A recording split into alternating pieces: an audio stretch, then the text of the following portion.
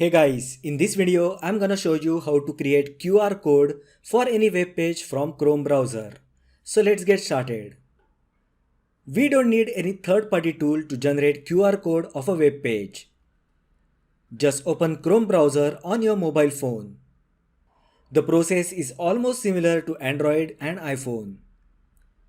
Now access any web page of which you wish to generate QR code.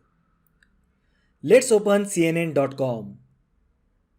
You will find a share icon in the address bar next to web address.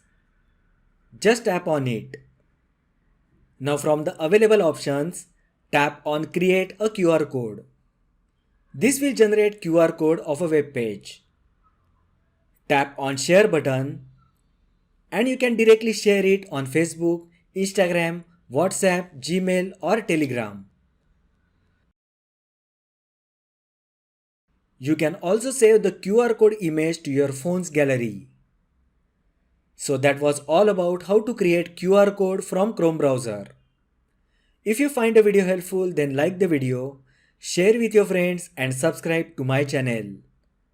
Thanks for watching and I will see you in the next video.